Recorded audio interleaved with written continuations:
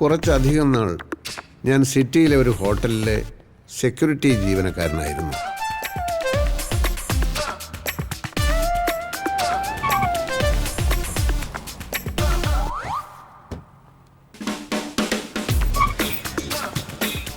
വിധി എന്നല്ലാതെ എന്ത് പറയാം.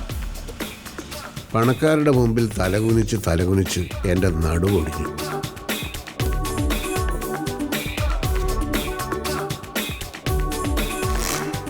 പക്ഷേ ഇടവേളകളിൽ കിട്ടിയ ചില വിനോദങ്ങളാണ് എന്നെ അവിടെ പിടിച്ചു നിർത്തിയത്.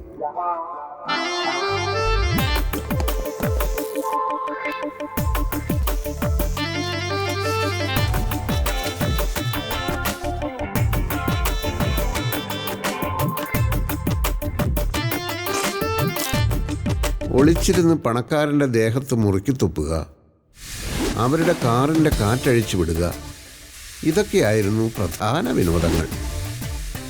ഒരു ദിവസം 30 കാറുകളുടെ വരെ കാറ്റ് ഞാൻ അഴിച്ചു വിട്ടിട്ടുണ്ട്.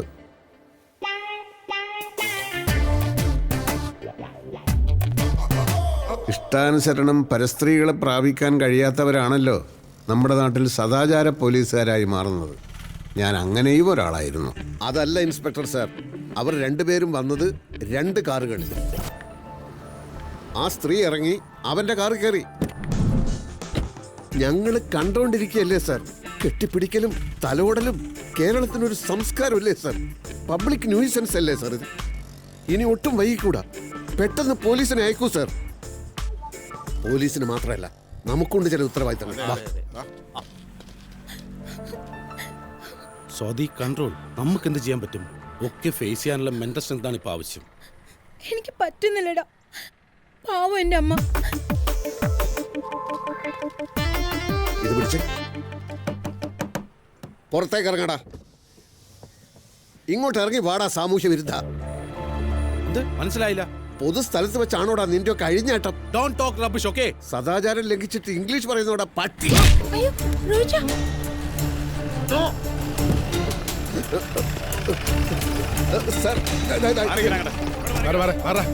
സാർ, ഇവര് രണ്ടുപേരും കുറെ നേരമായി അനാശാസ്യത്തിൽ ഏർപ്പെട്ടിരിക്കുകയായിരുന്നു. ഞങ്ങൾ സംസാരമൊക്കെ സ്റ്റേഷനിൽ ചെന്നിട്ട് വന്ന് വണ്ടി കയറി ഇങ്ങോട്ട് ഇറങ്ങടി. മാഡം ഞങ്ങള് ഒക്കെ അവിടെ ചെന്നിട്ട് നടക്ക.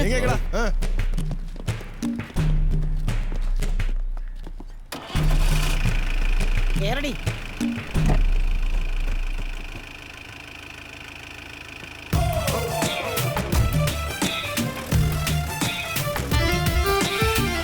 കഥകൾ രസകരമാവണമെങ്കിൽ വഴിത്തിരിവുകൾ ആവശ്യമാണല്ലോ. ഞാൻ ജോലി ചെയ്തിരുന്ന ഹോട്ടലിൻ്റെ പുറകിലായി ഒരു കുളവും പരിസരവുമുണ്ട്. അവിടെ വെച്ചാണ് എൻ്റെ ജീവിതത്തിലെ ഒരു പ്രധാന സംഭവം നടക്കുന്നത്.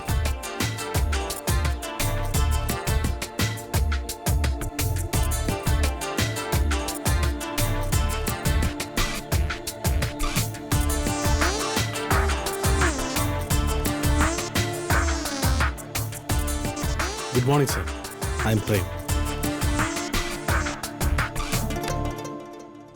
ഹാംനെറ്റ് ബിൽഡേഴ്സിൻ്റെ ചീഫ് എക്സിക്യൂട്ടീവാണ്. ദിസ് ഇസ് അഡ്വക്കേറ്റ് ചന്ദ്രകാന്ത്, ഞങ്ങളുടെ legal adviser. Hi. And she's Maithili, എൻ്റെ സെക്രട്ടറി. സാറിനെ കണ്ടുപിടിക്കാൻ ഞങ്ങൾ ഒരുപാട് ബുദ്ധിമുട്ടി. തറവാടിൻ്റെ വിലാസമാണ് ആകെ ഉണ്ടായിരുന്നത്. അവിടെ നിന്നൊക്കെ താമസം മാറിയിട്ട് വർഷങ്ങൾ കഴിഞ്ഞു എന്ന് അറിഞ്ഞു. എന്നെ കൊണ്ട് നിങ്ങൾക്ക് എന്താ ആവശ്യം? അത് മിസ്റ്റർ അശോകനൊരു സിസ്റ്റർ ഉണ്ടായിരുന്നില്ലേ, ഇന്ദിര? ഓവ്, അവർ ചെന്നൈയിലായിരുന്നു. 2 മാസം മുമ്പ് മരിച്ചു. അതെ, മരിക്കുന്നതിന് മുമ്പ് അവരുമായിട്ട് ഞങ്ങളുടെ കമ്പനി ഒരു ഡീൽ ഉറപ്പിച്ചിരുന്നു.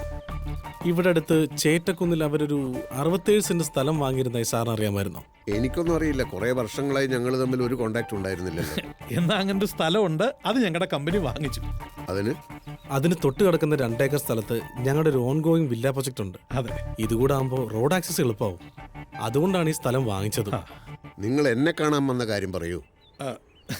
മിസ്റ്റർ അശോകൻ, ഓരോരുത്തരുടെയും ജീവിതത്തിൽ ഈ ഭാഗ്യം എന്ന് പറയുന്നത് എങ്ങനെയാ കടന്നു വരുന്നതെന്ന് ആർക്കും പറയാൻ പറ്റത്തില്ല. അത് തന്നെയാ നിങ്ങളുടെ ജീവിതത്തിൽ സംഭവിച്ചത്. 100 കണക്കിന് ലോട്ടറി ടിക്കറ്റ് എടുത്ത് കുടുംബത്തെ പട്ടിണി കിട്ടവനാ ഞാൻ. അതുകൊണ്ട് എന്നോട് ഭാഗ്യത്തെ പറ്റി കൂടുതലൊന്നും പറയണ്ട. അല്ല, ഞങ്ങൾ പറയട്ടെ സാർ. ഈ സ്ഥലം വെച്ച് 2 കോടി രൂപയോളം ഇന്ദിരാമ്മയുടെ ലോൺ എടുത്തിരുന്നു. എന്തോ ബിസിനസ്സിനോ മറ്റോ. സ്ഥലത്തിന് മൊത്തം വില നിശ്ചയിച്ച് 2.5 കോടി. അതിൽ 2 കോടി കടം തീർക്കാൻ ആദ്യമേ കൊടുത്തു. ലോൺ ക്ലോസ് ചെയ്ത ഒറിജിനൽ ഡോക്യുമെന്റ്സ് മുഴുവൻ ഞങ്ങൾ ഏൽപ്പിച്ചു.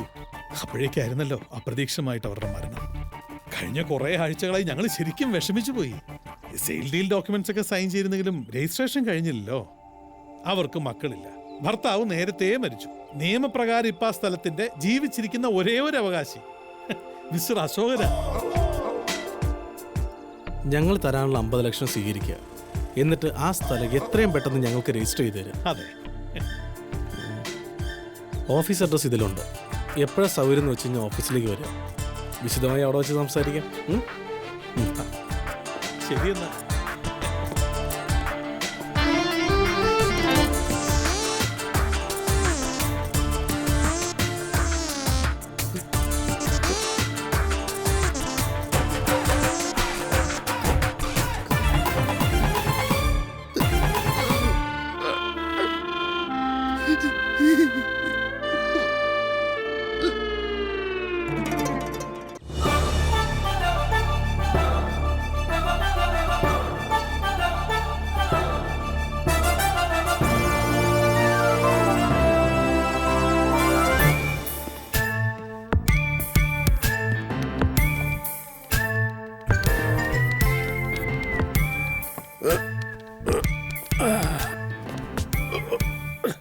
മനസ്സിലായില്ല. ഇത്രയും വർഷക്കാലം ഈ ഹോട്ടലിൽ നിങ്ങൾ മാനേജറായിട്ടും ഞാൻ സെക്യൂരിറ്റിക്കാരനായും ജോലി ചെയ്തിട്ട് എന്നെ മനസ്സിലായില്ലെന്നോ? താൻ എന്റെ മുന്നിൽ വന്ന് ഇങ്ങനെ കസേര കയറി ഇരിക്കാറില്ലല്ലോ. കാലം മാറുകയല്ലേ. എഴുതാക്കടോ. ഇവിടെ സെക്യൂരിറ്റിക്കാരനായി തുടരാൻ ആഗ്രഹിക്കുന്ന ഒരാളിനോടാണെങ്കിൽ നിങ്ങൾക്ക് ഇങ്ങനെ ആജ്ഞാപിക്കാം. അങ്ങനെ അല്ലാത്ത പക്ഷം ഇങ്ങനെ സംസാരിച്ചാൽ ഭാവിയിലെ നല്ലൊരു കസ്റ്റമറിനെ ആയിരിക്കും നിങ്ങൾ നഷ്ടപ്പെടുത്തുന്നത്. താൻ എന്തൊക്കെയാണ് ഈ പുലമ്പുന്നത്? ഇവിടുത്തെ 13 സ്യൂട്ട് റൂം ഉണ്ടല്ലോ, തിങ്കളാഴ്ച മുതൽ 10 ദിവസത്തേക്ക് അതെൻ്റെ പേരിൽ ബുക്ക് ചെയ്തിട്ടേക്ക്. ഫാമിലിയുമായിട്ട് ഞാൻ വരും. ഒരു സെക്യൂരിറ്റി, ഒരു റൂം ബോയ്, ഫുൾ ടൈം മുറിയുടെ വാതിൽക്കൽ കാണണം. ഞങ്ങളുടെ ഏതാവശ്യത്തിനും ഓടിയെത്താൻ. അതിൻ്റെ പൈസ ഞാൻ വേറെ തരും. Good bye.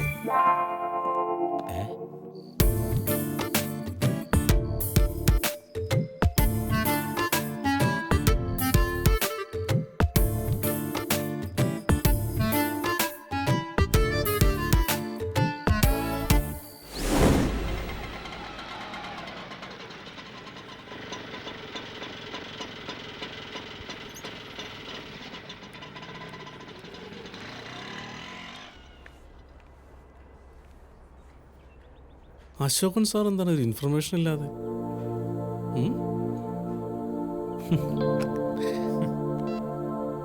Maithili. Hi sir, hearty welcome. വരൂ സർ, ട്രെയിൻ ക്യാബിനിലുണ്ട്. വിളിച്ചിരുന്നെങ്കിൽ വണ്ടി അയക്കുമായിരുന്നല്ലോ. അക്കാര്യം ഞാൻ ആലോചിച്ചില്ല. സർ എവിടെയാ താമസം? തോട്ടക്കാട്. ഓ, വരൂ സർ.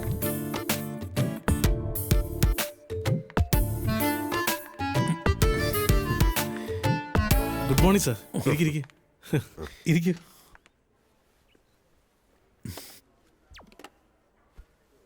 നമുക്ക് രജിസ്ട്രേഷൻ ഇന്ന് വെച്ചാലോ? ചെയർമാൻ US-ലാണ്. 10 ദിവസം കഴിഞ്ഞേ വരൂ. വന്നാലുടൻ. 10 ദിവസമോ? അതെങ്ങനെ ശരിയാവും? എന്താ സാർ?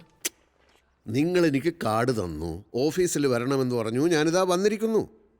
വരുമ്പോൾ തന്നെ രജിസ്ട്രേഷൻ നടക്കുമെന്നാണല്ലോ ഞാൻ വിചാരിക്കുന്നത്. ഇത് വിശ്വസിച്ച് ജോലി വിട്ടു. നല്ലൊരു വീട് കണ്ടുവച്ചു. ഇന്ന് അഡ്വാൻസ് കൊടുക്കാമെന്ന് വാക്കും കൊടുത്തു. ഡേറ്റിന്റെ കാര്യത്തിൽ നമ്മളൊരു തീരുമാനം എടുത്തിരുന്നില്ലല്ലോ സർ. ചെയർമാൻ അമേരിക്ക പോവാണെന്ന് നിങ്ങൾ എന്നോടൊരു വാക്ക് പറഞ്ഞോ? ഭാര്യയോടും മക്കളോടും കുറേ പൈസയും കൊണ്ട് വരാമെന്ന് പറഞ്ഞിട്ടാ പോകുന്നത്. എൻ്റെ കാര്യങ്ങൾ മൊത്തം അവതാളത്തിലാക്കിയല്ലോ. ഇനിയിപ്പോൾ എന്ത് ചെയ്യും? സാർ, അതൊരു 10 ദിവസത്തെ കാര്യമല്ലേ ഉള്ളൂ. എനിക്ക് നിങ്ങളിലുള്ള വിശ്വാസം പോയി. 10 ദിവസം കഴിയുമ്പോൾ നിങ്ങൾ പറഞ്ഞാലോ 20 ദിവസം കഴിയട്ടെ എന്ന്. സാർ, ഒരിക്കലും അങ്ങനെ സംഭവിക്കില്ല. ഇത് ഞങ്ങളുടെ ആവശ്യമല്ലേ. എന്നാലൊരു കാര്യം ചെയ്യും, നിങ്ങളൊരു 20 ലക്ഷം രൂപയും കൂടാ.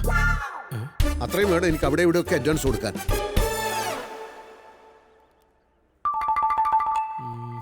അത്രയും ഇപ്പം തരാൻ പ്രയാസമാണ് സാർ. എത്ര തരാൻ പറ്റും? മാക്സിമം ഒരു 2 lakhs ഒക്കെ അഡ്ജസ്റ്റ് ചെയ്യാൻ പറ്റിയേക്കും സാർ. അപ്പം അഡ്വാൻസ് കൊടുക്കാൻ പറ്റില്ല. എന്തായാലും അത് തരൂ, മറ്റാവശ്യങ്ങളൊക്കെ ഉണ്ടല്ലോ. വീടിന് അഡ്വാൻസ് കൊടുക്കാൻ പറ്റാത്ത സ്ഥിതിക്ക് ഞാനൊരു കാര്യം ചോദിക്കട്ടെ. നിങ്ങളുടെ കയ്യിൽ ഒരുപാട് വില്ലകളൊക്കെ ഉള്ളതല്ലേ? തൽക്കാലം അതിലൊരെണ്ണത്തിൽ ഞാനങ്ങ് താമസിക്കാം. അതൊക്കെ ബുദ്ധിമുട്ടാണ് സാർ. എന്താ നിങ്ങളെ പണി കഴിഞ്ഞ വില്ലകളൊന്നും സ്റ്റോക്കില്ലേ? അതുകൊണ്ടല്ല, അത് മിസ്റ്റർ അശോകൻ, ഒരു കാര്യം നിങ്ങൾ മനസ്സിലാക്കണം. ഈ സ്ഥലത്തിന് മേൽ നിങ്ങൾക്ക് അവകാശമുണ്ടെന്ന് ഞങ്ങൾ പറഞ്ഞിട്ടാണ് നിങ്ങൾ അറിയുന്നത്. അത് കമ്പനിയുടെ സത്യസന്ധത. നിങ്ങൾ ഇത് അറിയിച്ചില്ല എന്ന് വെച്ചു. ഒരു ഈച്ച പോലും അറിയാതെ കമ്പനിക്ക് ഈ സ്ഥലം പൊസസ് ചെയ്യാമായിരുന്നു. ഉടമസ്ഥൻ സൈൻ ചെയ്ത സെയിൽ അഗ്രിമെന്റിന്റെ കോപ്പി ഞങ്ങളുടെ കയ്യിലുള്ളപ്പോൾ ഒരു കാലത്ത് ഒരു പ്രശ്നം ഉണ്ടാകാനില്ല. നിങ്ങൾ ഈ സെയിൽ അഗ്രിമെന്റ് എന്ന് പറയുന്നുണ്ടല്ലോ, അങ്ങനെ ഒരു സാധനം യഥാർത്ഥത്തിലുണ്ടോ? അതൊന്നും സാർ അങ്ങനെ പറഞ്ഞത്. അല്ല, ഞാനിതുവരെ കണ്ടിട്ടില്ല. Maithili, Sir. Get me the dogs. Sir, ഇതാണ് ഇന്ദിര മാഡം സൈൻ ചെയ്ത വിൽപ്പന കരാർ. ഓ, 2 കോടി കൊടുത്തു എന്നുള്ളതിന്റെ ഏക തെളിവല്ലേ ഇത്? അതെ.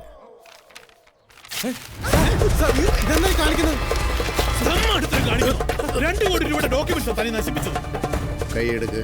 ഇല്ലെങ്കിൽ ഈ കരാർ പത്രം ഉണ്ടെങ്കിലും ഇല്ലെങ്കിലും ഞാൻ ഒപ്പിട്ടാലല്ലേ രജിസ്ട്രേഷൻ നടക്കൂ. കൈയെടുക്ക്.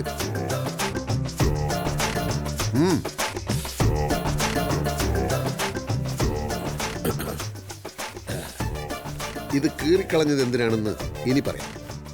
ഇത്രയും പ്രോജക്റ്റുകൾ ചെയ്യുന്ന ഒരു കമ്പനി എനിക്ക് താമസിക്കാൻ ഒരു വില്ല ശരിയാക്കി തരില്ലെന്ന് പറഞ്ഞാൽ, അതൊക്കെ എത്ര പെട്ടെന്ന് നടക്കുന്നോ അതനുസരിച്ചായിരിക്കും തുടർന്നുള്ള എൻ്റെ സഹകരണം.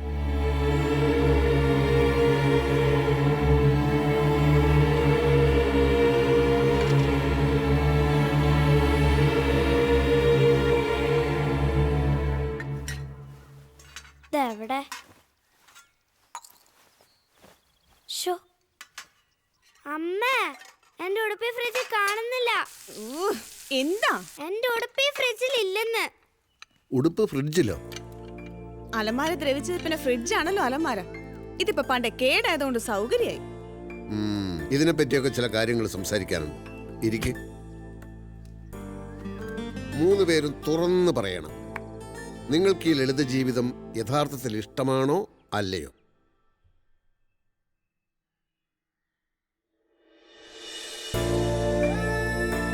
ചെറുപ്പം തൊട്ട് പ്രത്യയശാസ്ത്രപരമായും മനുഷ്യത്വപരമായും മാത്രം ചിന്തിച്ചിരുന്നതുകൊണ്ട് എനിക്ക് ഈ സമ്പത്ത്, ആർഭാടം ഇതിനോടൊന്നും ഒട്ടും താല്പര്യം ഉണ്ടായിരുന്നില്ല. അതുകൊണ്ടാണല്ലോ ഞാൻ നിങ്ങളെയും ലളിത ജീവിതത്തിന് നിർബന്ധിച്ചത്. പക്ഷേ ഇപ്പം എനിക്ക് തോന്നുന്നു ഞാൻ നിങ്ങളുടെ ഇഷ്ടങ്ങൾ അന്വേഷിക്കാഞ്ഞത് തെറ്റായിപ്പോയി എന്ന്. ഞാൻ ഒരിക്കൽ കൂടി ചോദിക്കുകയാണ്, ഈ ലളിത ജീവിതം നിങ്ങൾക്ക് ഇഷ്ടമാണോ അല്ലയോ? ലളിത ജീവിതം എന്ന് പറഞ്ഞാലേ കീറിയ ഉടുപ്പ്, പൊട്ടിയ കണ്ണാടി, തേഞ്ഞ ബ്രഷ്, കാലുപോയ കസേര. മറ്റേ ജീവിതം എന്ന് പറഞ്ഞാലേ car, air condition, fridge, washing machine. ഇതിലേത് ജീവിതമാണ് നിങ്ങൾ ആഗ്രഹിക്കുന്നത്? ആഗ്രഹിച്ചിട്ട് എന്താ കാര്യം? അപ്പൊ ആഗ്രഹമുണ്ട്. പിന്നല്ലാതെ ഇതൊക്കെ ആഗ്രഹിക്കാത്ത ആരെങ്കിലും ഉണ്ടോ അശോകേട്ടനല്ലാതെ? അച്ഛാ, എന്റെ ക്ലാസ്സിൽ എനിക്ക് മാത്രമേ സ്വർണ്ണ കമ്മലില്ലാതെ ഉള്ളൂ. ഒരു TV പോലും ഇല്ലാത്തോണ്ട് അച്ഛാ ഞാൻ എന്റെ ഫ്രണ്ട്സിനെ ഇങ്ങോട്ട് വിളിക്കാത്തത്. ഇക്കാര്യത്തെ കുറിച്ചൊക്കെ നിങ്ങളോട് ചോദിക്കാതിരുന്നതിൽ എനിക്കിപ്പോ വലിയ കുറ്റബോധം തോന്നുകയാണ്. ഏതായാലും നിങ്ങൾക്ക് വേണ്ടി ഞാൻ എൻ്റെ ലളിത ജീവിത തത്വശാസ്ത്രം ഉപേക്ഷിക്കുന്നു. വേദനയോടെയെങ്കിലും ഇന്നു മുതൽ ഞാൻ പണക്കാരനാവുകയാണ്. നമ്മൾ ഈ വീട് ഉപേക്ഷിക്കുന്നു. ഇനിയുള്ള നമ്മുടെ ജീവിതം വലിയൊരു ബംഗ്ലാവിലായിരിക്കും.